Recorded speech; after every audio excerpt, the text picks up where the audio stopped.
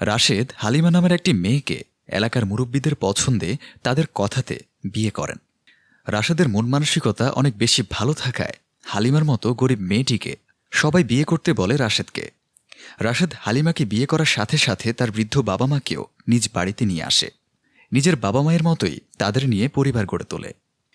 একদিন ঘুমোতে যাওয়ার সময় হালিমাকে রাশেদ বলল, হালিমা, আমি তো আগামী সপ্তাহে চলে যাচ্ছি, তুমি পারবে না তোমার বাবা মাকে নিয়ে থাকতে?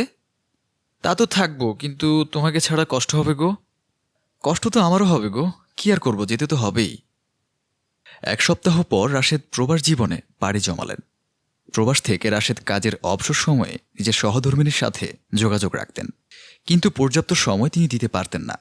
কেননা প্রবাসে যে কাজ করতে হয়, বায়না দেওয়ার কোনো উপায়ই নেই।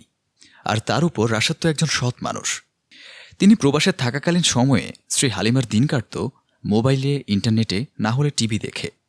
কেননা বাসায় কাজের বুয়া ছিল। হালিমার কষ্ট হবে বিধায় রাশেদ যাওয়ার আগেই বুয়া ঠিক করে রেখে গেছেন।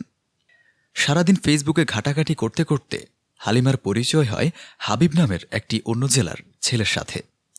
সাধারণ পরিচয় থেকে বন্ধুত্ব, আর বন্ধুত্ব থেকে প্রেমে পরিণত হয় তাদের সম্পর্ক। হাবিব বিভিন্ন কথার জালে ফাঁসিয়ে হালিমার মনে জায়গা করে নেয়। সারাক্ষণ হাবিব ও হালিমা মোবাইলে আলাপে মগ্ন থাকা শুরু করল। হাবিব বিভিন্ন সময়ে বিভিন্ন কারণ দেখিয়ে হালিমার কাছ থেকে টাকা চায়। হালিমাও বিশ্বাস করে যখন তখন টাকা দিয়ে দেয়। অন্যদিকে রাশেদ সাহেব হালিমাকে ফোন দিলে হালিমা রিসিভ করে না, সে হাবিবের সাথেই ব্যস্ত থাকে। একদিন রাশেদের ফোনে হালিমা বিরক্ত হয়ে ফোন রিসিভ করল। কি ব্যাপার, তোমাকে ফোনে পাওয়া যাচ্ছে না কেন?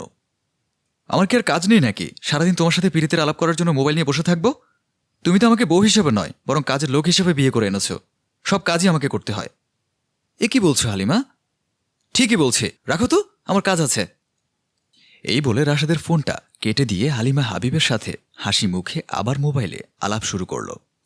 অন্যদিকে রাশেদ সাহেব একটু কষ্ট পেয়ে আবার চিন্তিতভাবে মনমরা হয়ে বসে থাকল।